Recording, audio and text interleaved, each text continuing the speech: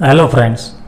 Generally क्या होता है, हम केमिस्ट्री में कोई भी थियरी को स्टडी करके वो थियरीज को याद रख के फिर एग्ज़ाम में लिख के भूल जाते हैं।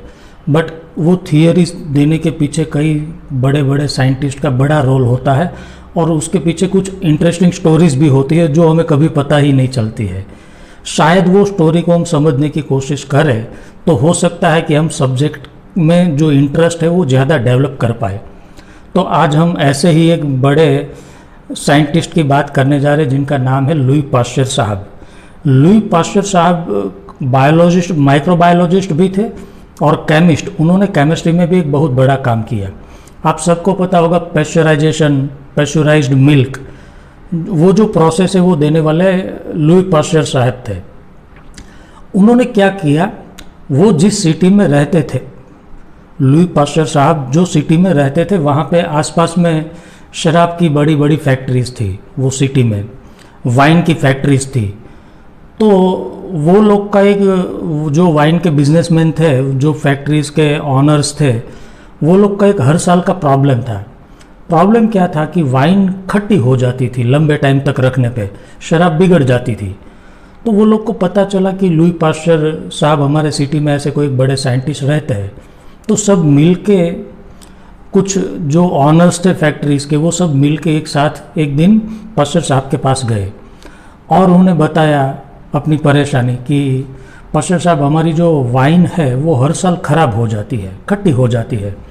तो आप कोई ऐसा फार्मूला हमें बताइए ताकि ये प्रॉब्लम हमें नहीं हो। तो पाश्चर साहब ने वो वाइन का जो सैंपल था वो माइक्रोस्कोप में देखा और देखने के बाद में उस पर कुछ एक्सपेरिमेंट किए। उन्हें पता चला बिगड़ने का रीज़न क्या था, तो उसमें कुछ माइक्रो ऑर्गेनिज्म का ग्रोथ हो रहा था।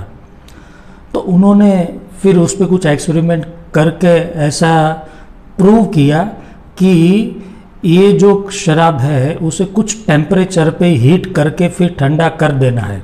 कुछ टेम्परेचर पे हीट करके फिर ठंडा कर दो, फिर स्टोर करो, तो फिर वो कभी नहीं बिगड़ेगी। ऐसा फार्मूला उन्होंने वो शराब की जो फैक्ट्रीज़ के ऑनर थे उन्हें दिया और फिर वो फार्मूला सक्सेसफुल हो गया। आज वही फार्मूला हम मिल्क में यूज़ करते हैं। आप बाहर से पैकेज्ड मिल्क लाते, मिल्क का जो पाउच उस पर लिखा होता है, कभी देखना, पैस्चराइज्ड मिल्क। पैस्चराइज्ड वो पैस्चर लुई पाश्चर साहब के नाम से दिया गया है process. Same process is being used in pasteurisation of milk. Milk को 100 डिग्री से कम टेम्परेचर पे गर्म करके, हीट करके ठंडा कर देते ताकि उसमें जो माइक्रो ऑर्गेनिज्म होते वो डिस्ट्रॉय हो जाते। फिर वो मिल्क को आप स्टोर कर लो चाहे लंबे टाइम तक, वो ख़राब नहीं होता है।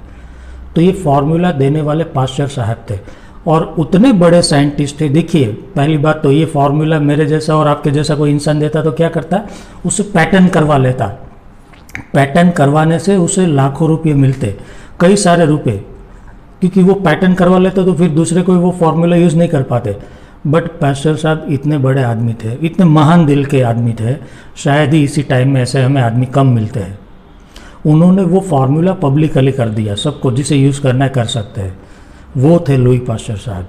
आपको पता है उनकी एक दूसरी भी एक खोज है, रेबीज़ का टीका। आपको पता है, कुत्ते या बैट हमें जब काट लेते हैं, कुत्ते जनरली यहाँ पे, तब उसके काटने से वो जो जिसे काट लिया है वो बहुत ही परेशान हो जाते या उसकी मौत हो जाती है।